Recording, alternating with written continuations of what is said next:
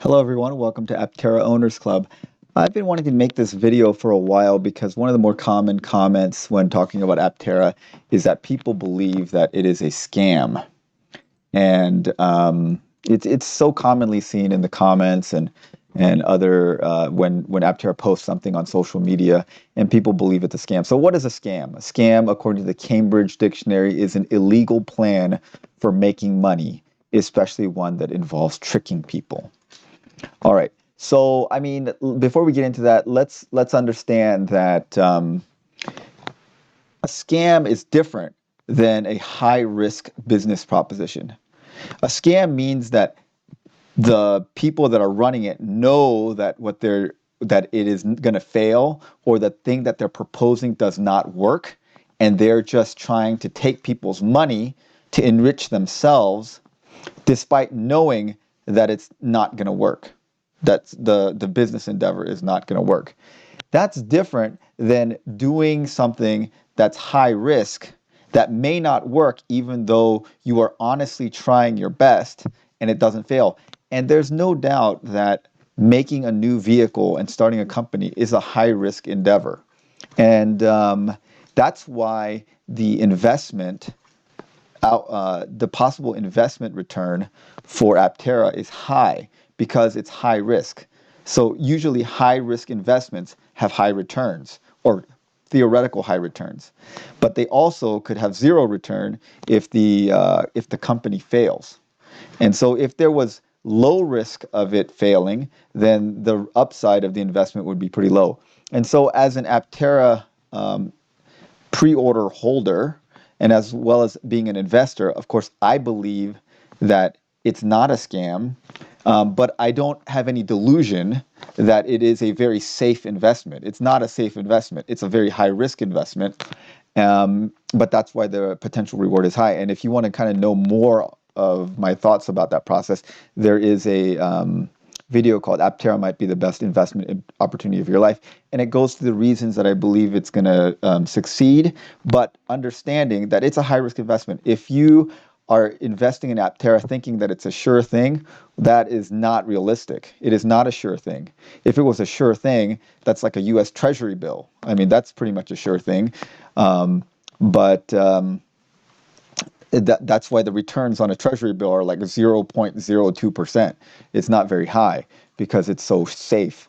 This is not safe. It's a high risk investment, but it's going to do well. And of course, I feel like it's worth the risk. Okay, so now that we've got that off the table, is Aptera a scam? Now I'm going to tell you all the reasons that I'm very confident that it is not a scam. One of the major confusions about Aptera is that people confuse the current Aptera with the Aptera from 2006, and I found this interesting brochure about the original Aptera. I'll link this in the description, but it is kind of an interesting walk down memory lane. If you look at the specs of it, you see how much inferior the specs were back then because the technology just wasn't mature back then. You know, 0 to 60 second of 9 seconds and range of estimated 100 miles. It was nothing. But see, this is the chronology of it, and I made this whole video called A Brief History of Aptera that goes into more details about it. But basically, the bottom line is the Aptera today is a different company than the Aptera of 2006. So people that are saying, oh, you know, I've been waiting for this car for 13 years, and they've been talking about building this car for 13 years. That is, and it sounds like there's this company that's been stringing people along for over a decade saying that they're going to make this car. That's not realistic. That's not reality. What it is there was a company, and it is. I see why people are confused about it because it's the same founders, Steve Fambro and Chris Anthony.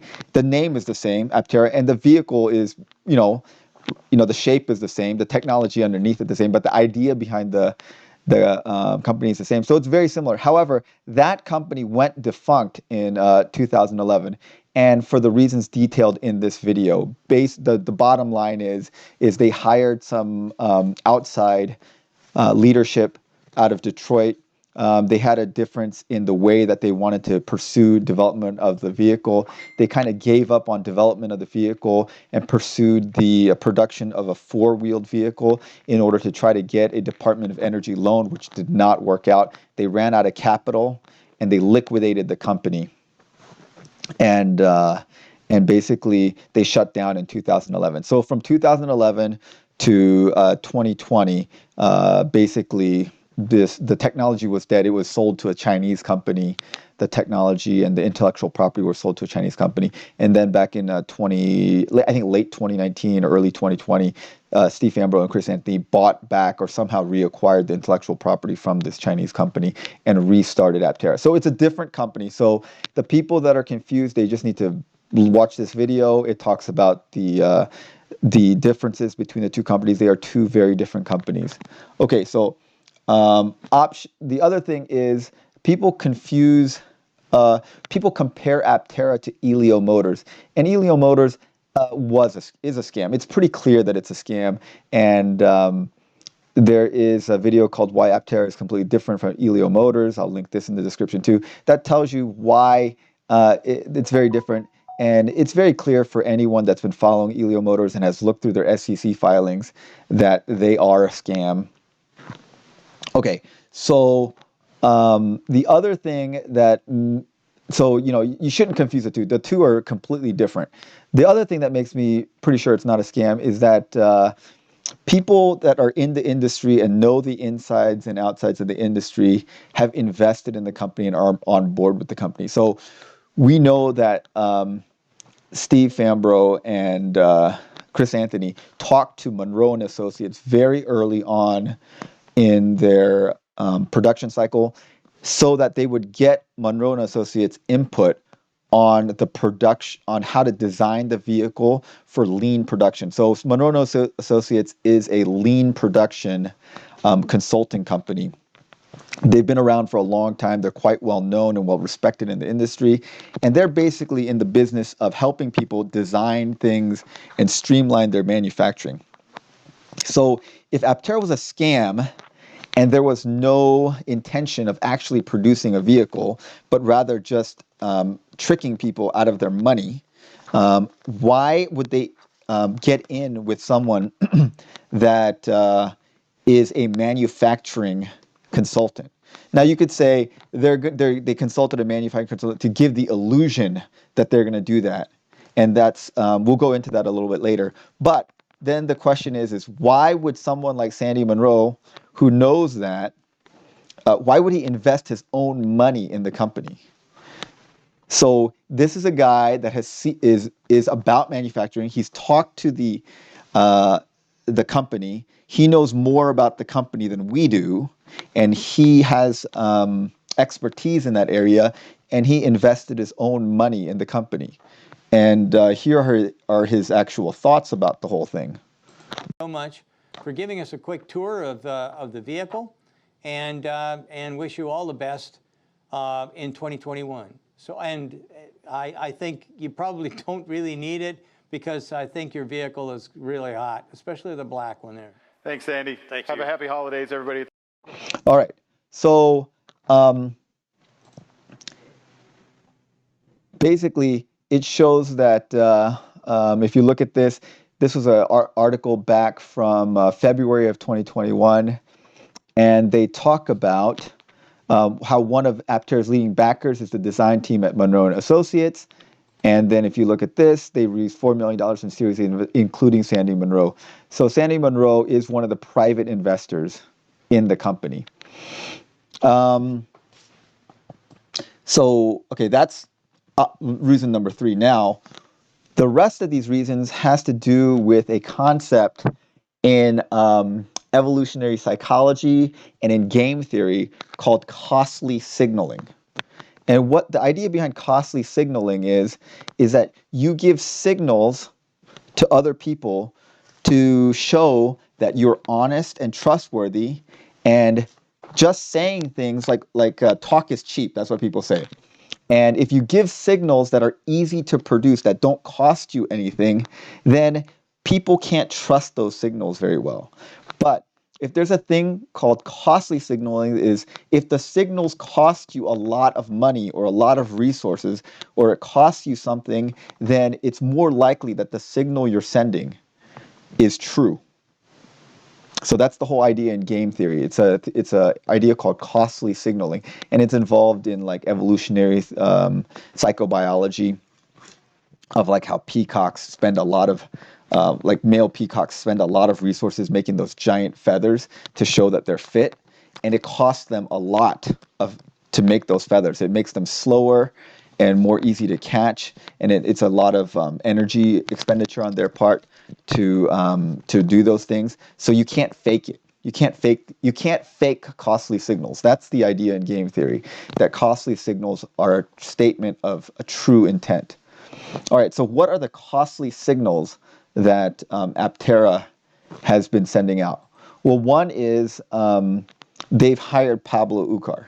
Pablo Ucar is a supply chain specialist, and we made a whole video about him, and I'll link that below. It's called Proof Aptera is Serious About Production. Pablo Ucar is a supply chain specialist. These days, supply chain specialists are in very high demand because the supply chain all over the world is completely messed up, and supply chain specialists have become very sought after. Now, Pablo Ucar, one of two things, he's a very well-respected and very marketable supply chain specialist. He could have found a job anywhere, but he joined Aptera. So there's two reasons that he could have joined Aptera. One, they're paying him a ton of money.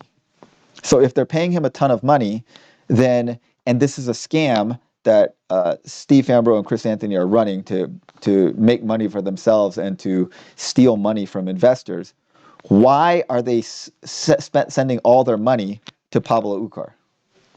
That gives them less money. If you're running a scam, you don't want to use up all the money you're scamming out of people and giving it to other people. You want to keep it for yourself.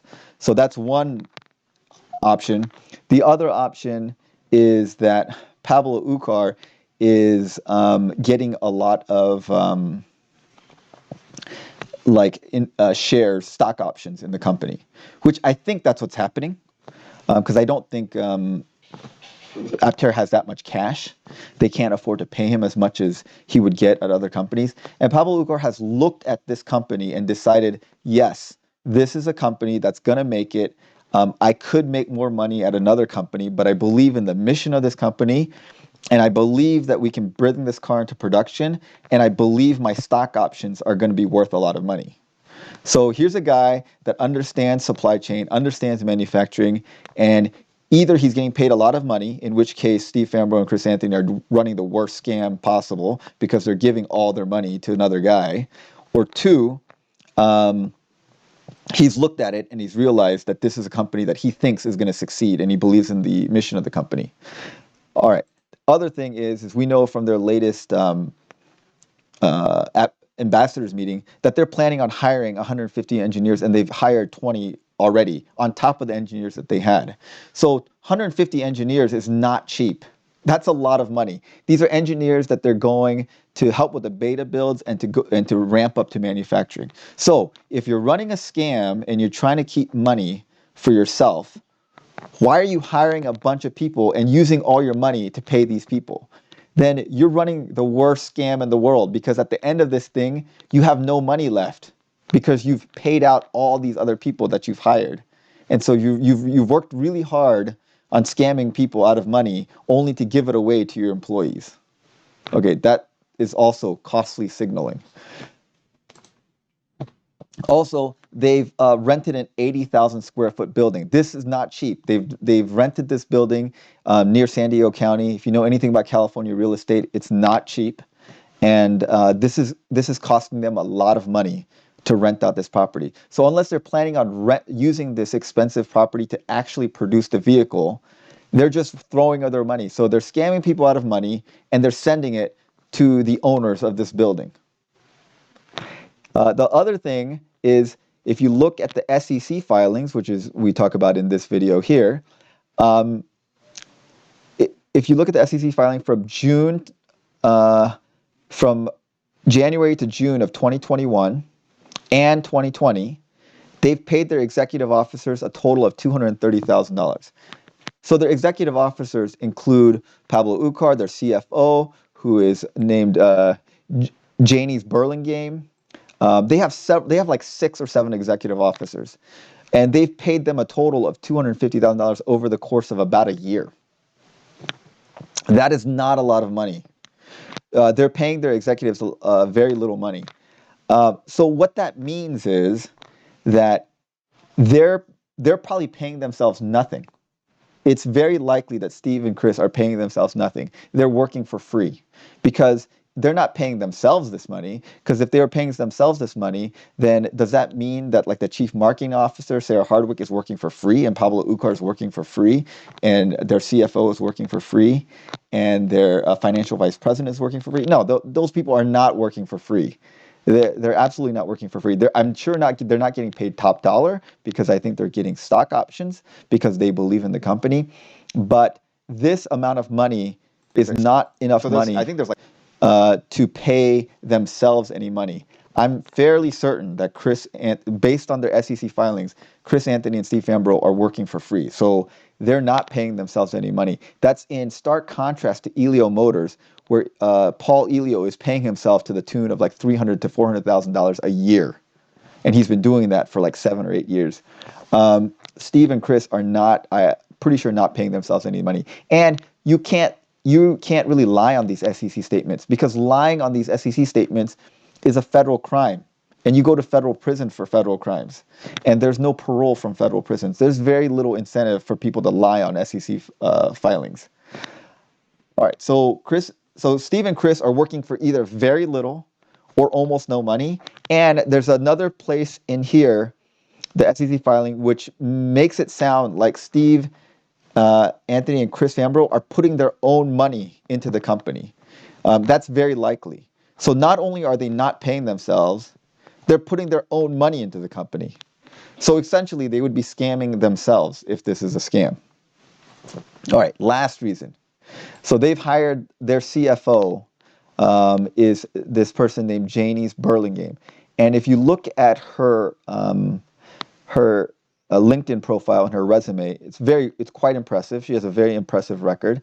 And if you look at what she's interested in, like since December of 2020 to the present, one of her volunteer work is working in this Association of Certified Financial Crime Specialists. She works in detecting and preventing financial crimes. Also, if you look at her work history, she's worked her entire career basically on Sarbanes-Oxley compliance. And her most recent job was she was a founder of this global consulting company, which was basically specializing in Sarbanes-Oxley. And if you guys know what Sarbanes-Oxley is, basically is a federal law talking about financial crimes and transparency and reporting of financial transactions. This Sarbanes-Oxley was a bipartisan law that went into effect after the Enron fiasco and WorldCom, where there was a lot of financial impropriety and accounting scandals. So basically, they have hired a